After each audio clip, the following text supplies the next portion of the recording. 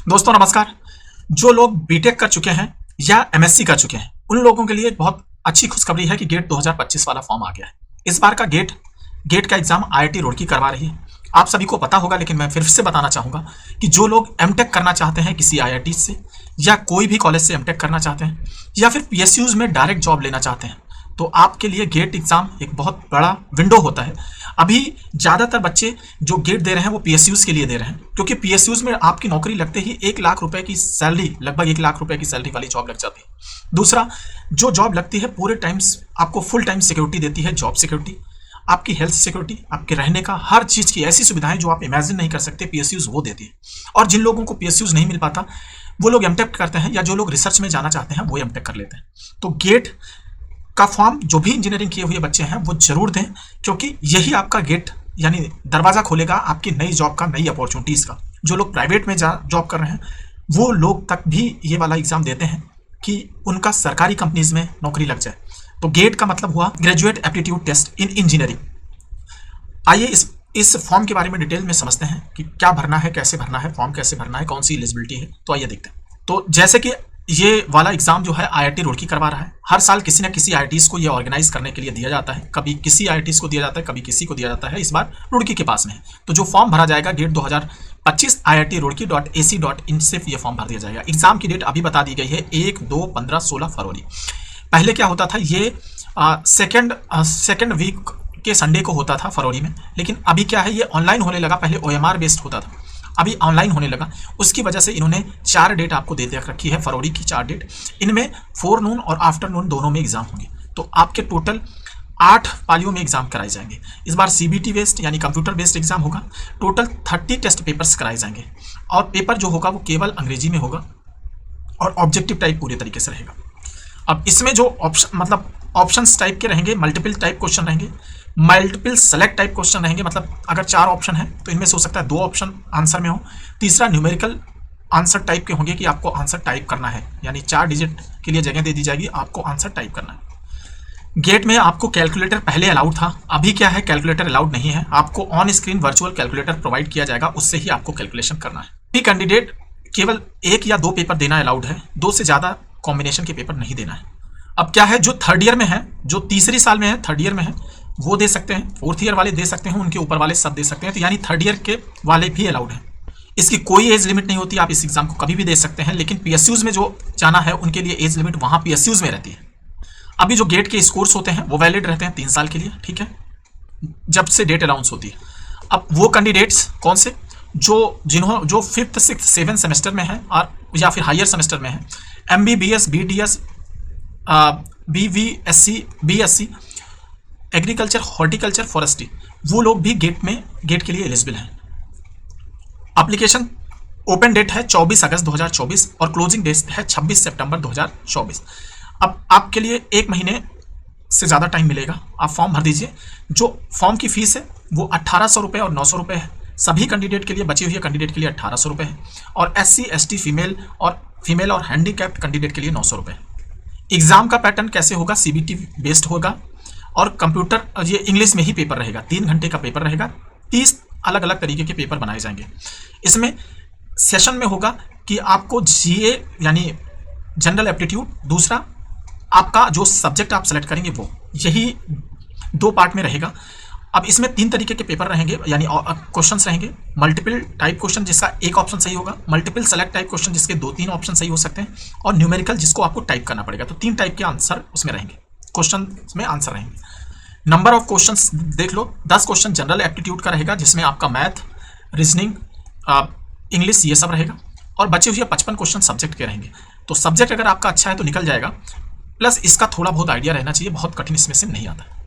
अब इसमें मार्क्स किस तरीके से डिवाइडेड हैं, जनरल एप्टीट्यूड के 15 नंबर रहेंगे, उसके बाद में इंजीनियरिंग मैथमेटिक्स के 13 नंबर, 13 के आसपास रहेंगे, उसके बाद में बचे 72 नंबर ये सब्जेक्ट के रहेंगे। इस तरीके से टोटल 100 मार्क्स का पेपर रहेगा, ठीक है। अब इसमें एक कैटेगरी और है जिसमें 15 नंबर जनरल एप्टीट्यूड का रहेगा और 85 नंबर सब्जेक्ट का रहेगा। इस तरीके से 100 नंबर, ये कुछ सब्जेक्ट जैसे मैथमेटिक्स के लिए हो गया, फिजिक्स के लिए हो गया, इस तरीके से जो सब्जेक्ट रहेंगे उनके लिए है। तो हम इसको अभी डिटेल में थोड़ी देर में बता रहे हैं। मार्क्स कैसे रहेंगे, 1 मार्क के क्वेश्चन रहेंगे, 2 मार्क्स के रहेंगे। निगेटिव मार्किंग क्या रहेगी, फॉर 1 मार्क्स MCQ 1/3 रहेगी, for 2 marks MCQ 2/3 marks negative रहेगा, और जो नेगेटिव वो नेट क्वेश्चन होंगे उनके लिए नेगेटिव मार्किंग नहीं रहेगी। अभी जो PSUs हैं वो कौन कौन सी PSUs एक बार ले रही हैं इनसे, वैसे इनसे ज़्यादा भी हैं, लेकिन 1 मिनट के लिए आप देख लीजिए कौन कौन सी PSUs ले रही हैं। Airport Authority of India, Bharat Heavy Electrical Limited, Bharat Sanchar Nigam Limited, Coal India Limited, Centre for Railways Information System CRIS, Chenab Valley Power Project Limited, Damodar Valley Power Project, Damodar Valley Corporation, Electronics Corporation of India Limited, Engineers India Limited, Gas Authority of India Limited GAIL, Hindustan Aeronautical Limited HAL, Indian Oil Corporation Limited IOCL, Madgaon Dock Shipyard Ship Building Limited MDSL, National Aluminium company limited NALCO, National Highway Authority of India NHAI, NLC India Limited, National Mineral Development Corporation NMDC, Nuclear Power Corporation of India NPCIL, National Thermal Power Corporation NTPC, Oil and Natural Gas Corporation ONGC, Orissa Power Generation Corporation OPGC, Power Grid Corporation of India, Power System Operation Corporation Limited, Rashtriya Ispat Nigam Limited, Steel Authority of India Limited. इस तरीके से आपको ये इनमें से आपने जो भी बीटेक कर रहे हैं, कुछ लोग कुछ कंपनीज के नाम तो जरूर ही सुने होंगे, और नहीं सुने हैं तो इनके बारे में जरूर जानिए। ये भारत की वो कंपनीज हैं जिन पे इंडिया की इकोनॉमी डिपेंड करती है। इनके ये दुनिया में देश में अपना नाम रोशन कर रही हैं। आपको अगर इंडियन ऑयल कॉर्पोरेशन को देखेंगे, हर जगह इनके पेट्रोल पंप मिल जाएंगे आपको। इनके पेट्रोल पंप अगर एक दिन के लिए बंद हो जाए किसी रीजन में, आप सोच सकते हैं क्या हालत देश की होगी। इसी तरीके से national Highway Authority of India limited India है, जो कि आप जिन सड़कों पर मोस्टली चल रहे हैं, काफ़ी सड़कें उनमें से NHAI के द्वारा हैं, तो आप इनमें इंजीनियर बनेंगे तो देश के निर्माण में कंट्रीब्यूट करेंगे। एग्जाम हमने बता दिया था 9:30 बजे से 12:30 बजे तक और 2:30 बजे से 5:30 बजे तक। 1 फरवरी, 2 फरवरी, 15 फरवरी और 16 फरवरी को रहेगा। गेट का रिजल्ट आएगा 19 मार्च को।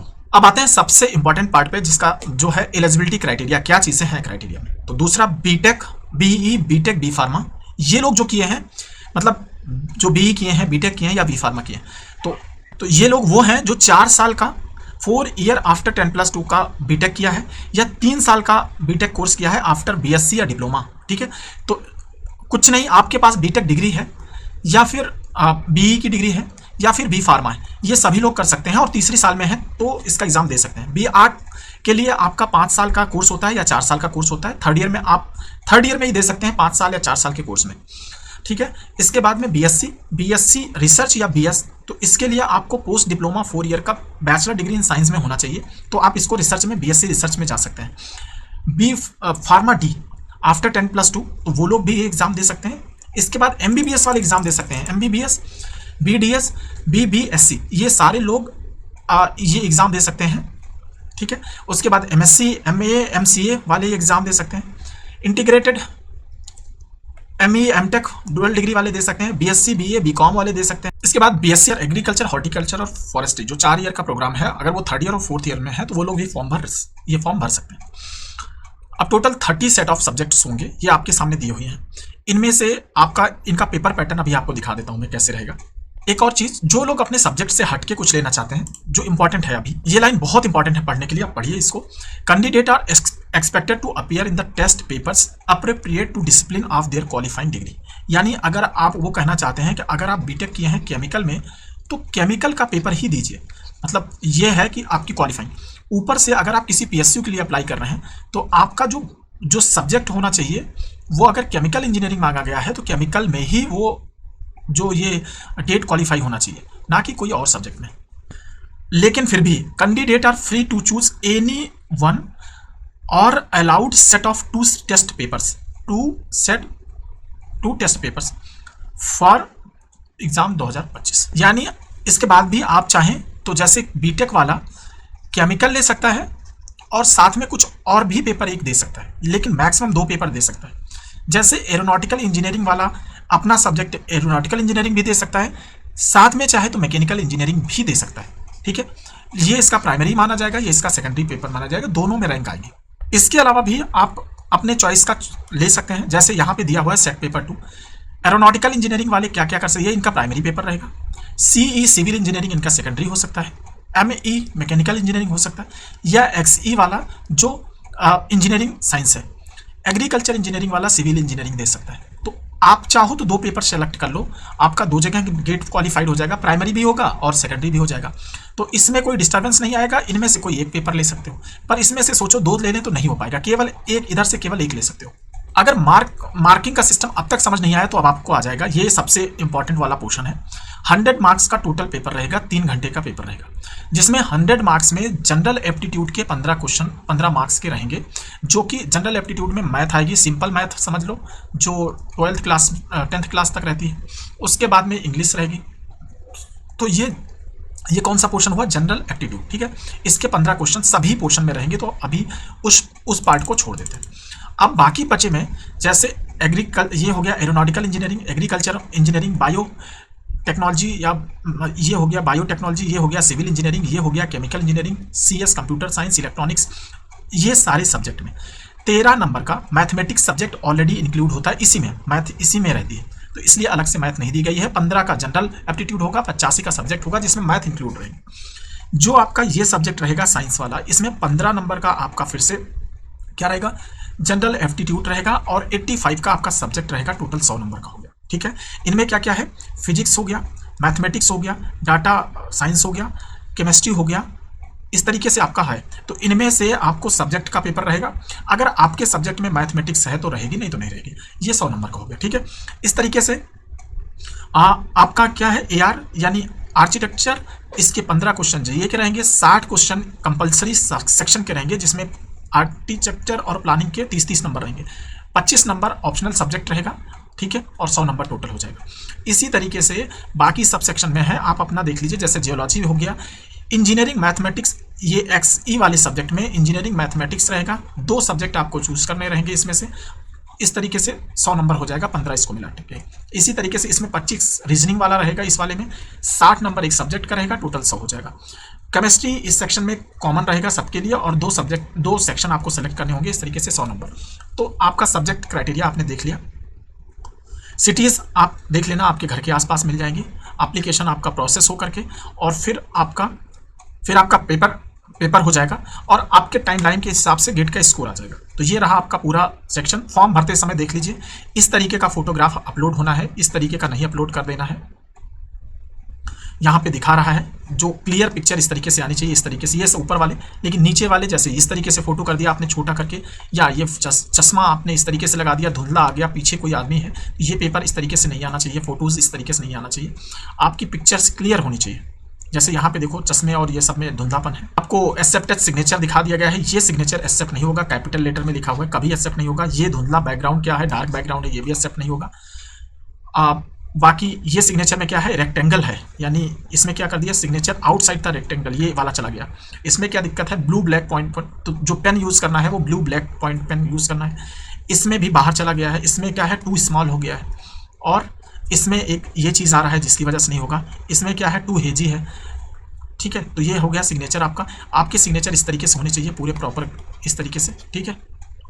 थैंक यू दोस्तों। अगर आपको कोई क्वेरी है, कुछ लगता है और पूछने की ज़रूरत है, तो प्लीज़ कमेंट में ज़रूर लिखिएगा, और वीडियो को प्लीज़ लाइक करिए और चैनल को सब्सक्राइब करिए। थैंक यू दोस्तों, थैंक यू।